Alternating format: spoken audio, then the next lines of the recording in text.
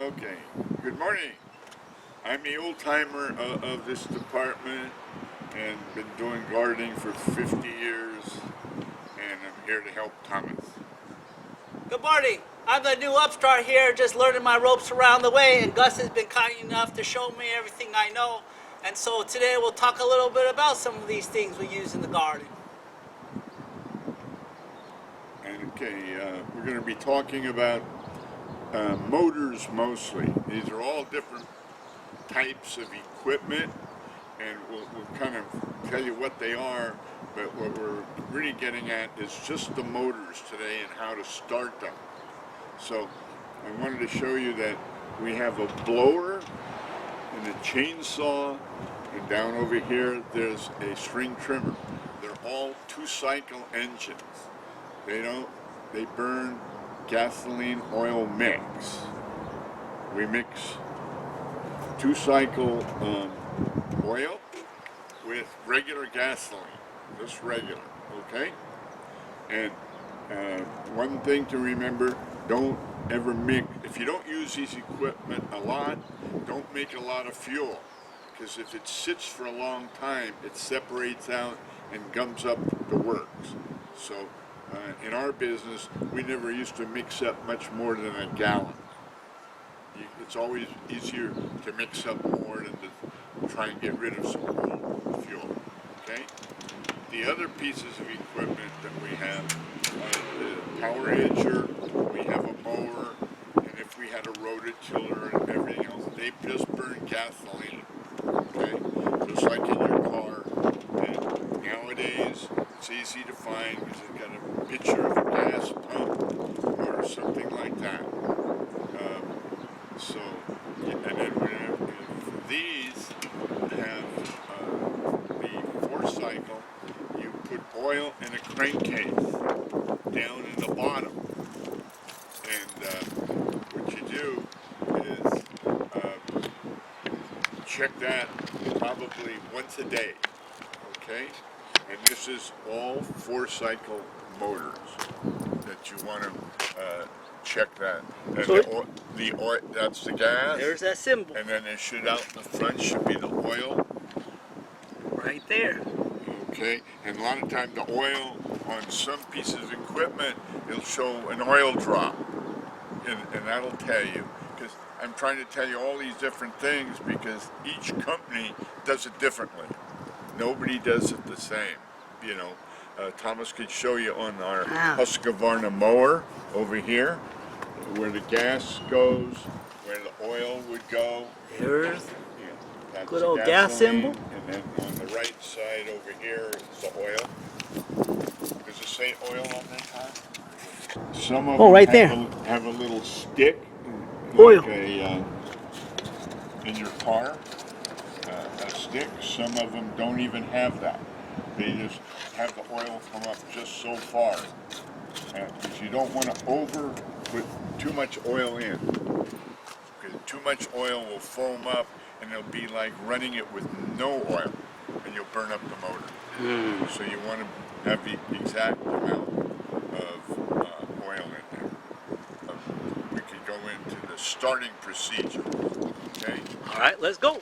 And like on, this is kind of an older piece of equipment, and your older pieces a lot of times have a choke.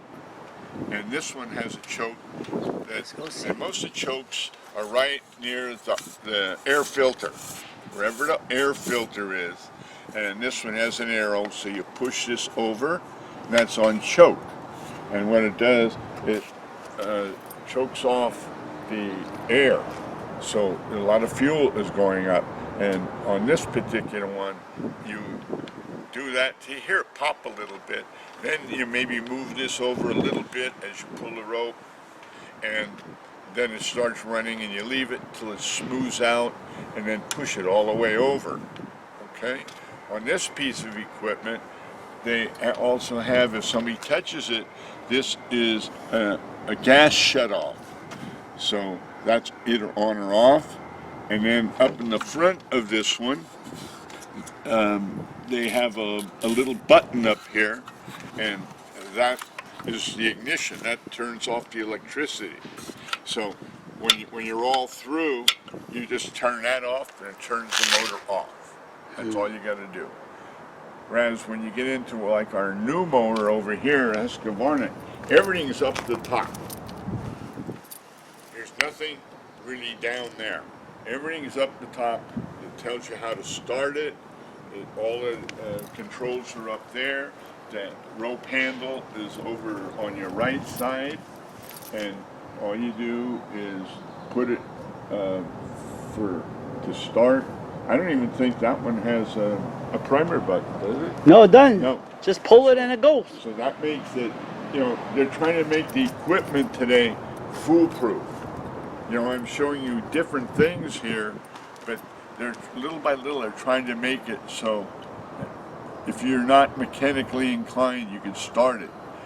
From my day, I even grew up with Model A Ford truck, and they had all kind of levers and everything to get the thing started.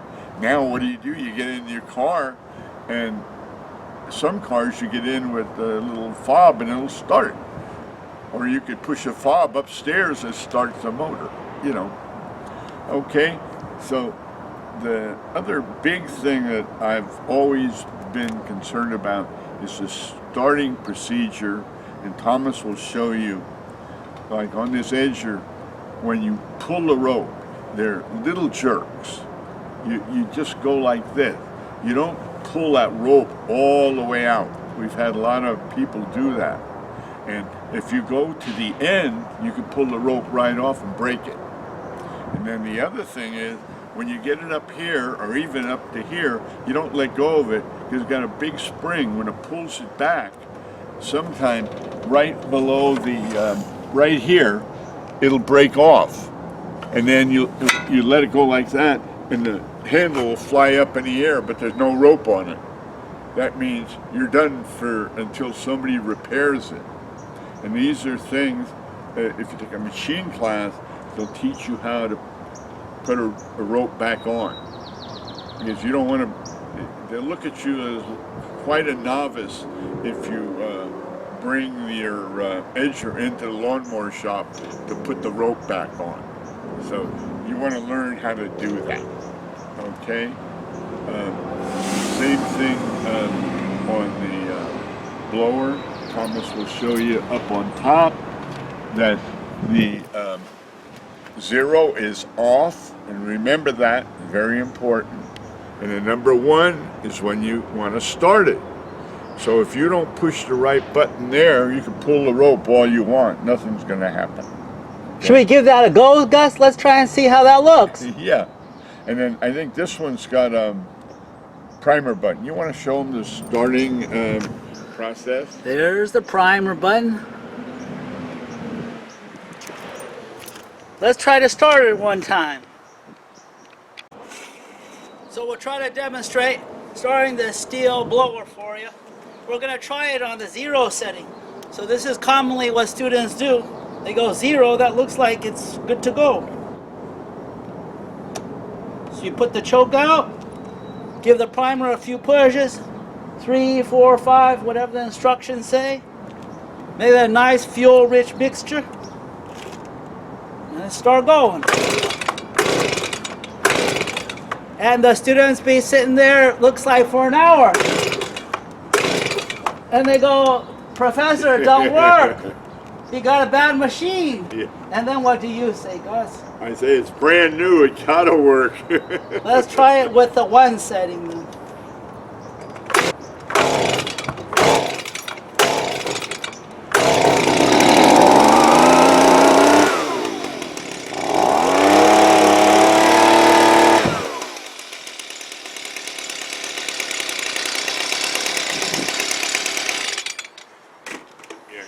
Finally. Yeah, well, what it is, a lot of times, if you do one of the sequences wrong, if you choke it too much, then you've got a lot of fuel up in the combustion chamber, and it won't fire, and that's why Thomas was pulling and pulling. I think there was too much fuel. And then once you burn that off, you heard it a few times pop. a different sound. And then just keep going, because you know it's going to clear and get going. And some tools flood, we call that flooding, flood easier than others. You know, I have very little trouble with this one. And most chainsaws, and some of the blowers, you know, nowadays, a lot of this equipment is made to pollute less and make less noise, so they change a lot of the parts. Well, they make them a little harder to start. So that little by little, they're working on that until we don't have one here, but some of these new Husqvarna chainsaws, you barely pull them and they start. And at one time, it took a horse to pull them. They had so much compression, and some of the students couldn't pull them. So that's how that goes. The chainsaw, it basically starts the same way as the blower. They're two-cycle, and the same thing with the string trimmer. They all start about the same. We'll take a look at that chainsaw. Yeah. You'll see in the back, it's got the got a choke, it's got a throttle. This particular one, you have to push this down to run it and pull the trigger. If you just pull the trigger, it won't even pull.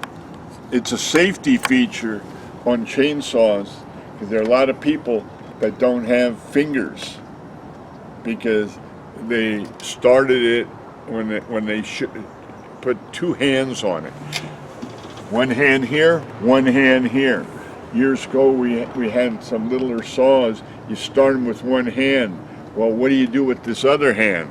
And a lot of time, people get this running and they forget where this hand is, and a little clip, and you get it. So that's why they put this double handle on that. Make you keep your hand there. Okay? So, and then, you know, we're not talking about, we're just starting them, but this got a chain brake. Years ago, we didn't have this. So when the saw comes bouncing back, it locks the chain, it won't go around. So these are, safety features are coming out more than more.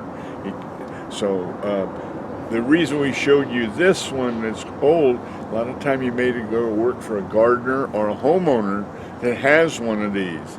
They don't have the new modern one, so you got to know where the choke is.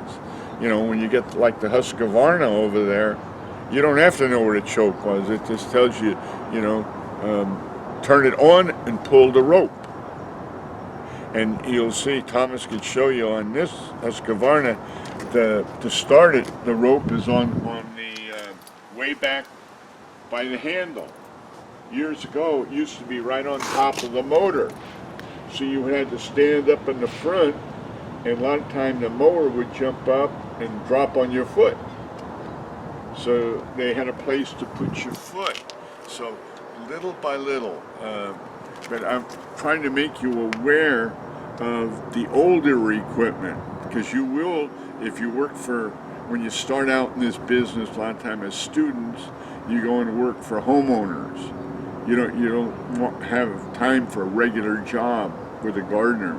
So you do work on your own and work for homeowners, and they pull out this old lawnmower, and you're going to have to figure out how to make it work, but you want to be as safe as you can be. Thomas knows me. I push a lot on safety. I have more stitches on my body from getting whacked. Not, you know, all the fingers are still there and everything, but, you know, you get cut, and there's no reason to get snapped and cut and all like that. Be aware of the dangers. So you might not believe it, but just starting a mower, you can hurt yourself.